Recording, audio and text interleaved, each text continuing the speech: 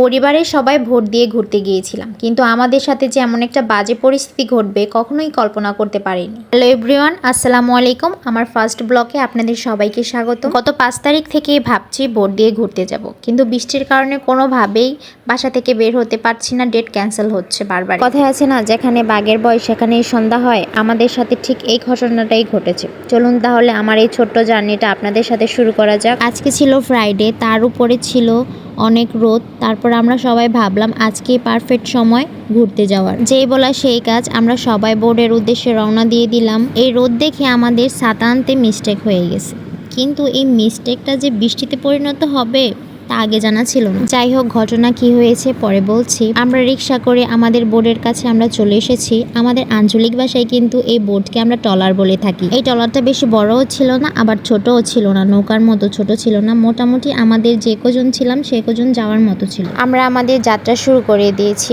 আমার যাত্রার পথে একটা আইসক্রিমের দোকান থেকে একটা ডিসকাউন্ট কিনে নিয়েছি।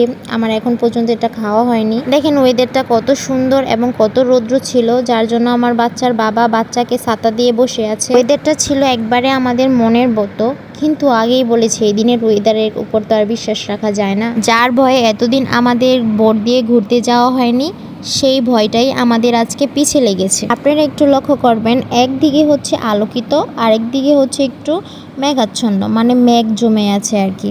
তাও আমরা তবু ভালোই এনজয় করছিলাম অনেকটাই। হঠাৎ করে আমাদের বোটওয়ালা লক্ষ্য করলো ওই পাশ থেকে বৃষ্টি ঝেঁপে আসছে।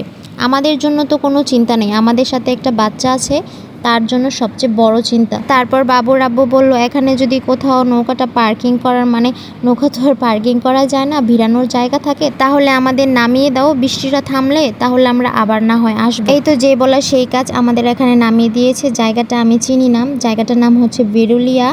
আমি কখনো আসিনি, জানিও না।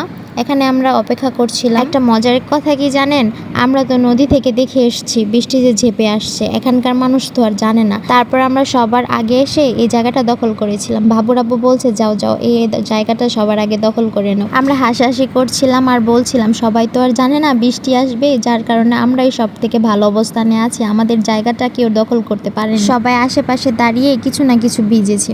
যাই হোক, বৃষ্টিটা একটু কমেছে, তারপর আমরা যাত্রা শুরু করলাম। এই যে বোর্ডের মধ্যে ওঠা মাত্রই আবার বৃষ্টি শুরু হয়েছে। এখন তো আর বেরানোর কোনো জায়গা নেই।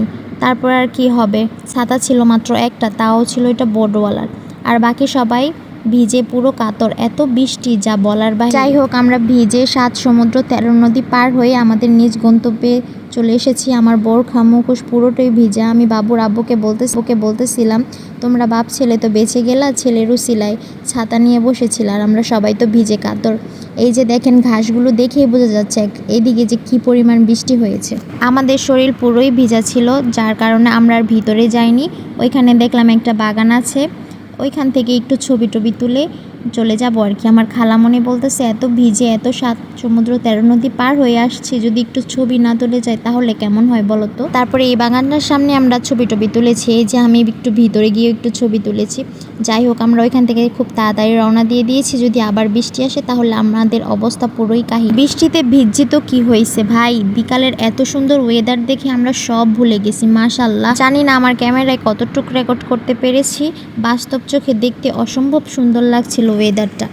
তার থেকে বেশি সুন্দর লেগেছে এই নদীর মাঝখানে এই গাছটা, অসম্ভব সুন্দর যা বলার বাহিরে। যাই হোক, সব শেষে যে নৌকা ভ্রমণে এত সুন্দর দৃশ্য উপভোগ করতে পেরেছি, তাতেই আলহামদুলিল্লাহ অনেক বেশি হ্যাপি। উপভোগ করতে করতে আমাদের শেষ গন্তব্যে আমরা পৌঁছে গেছি। আজকে এ পর্যন্তই, সবাইকে আল্লাহ হাফিজ।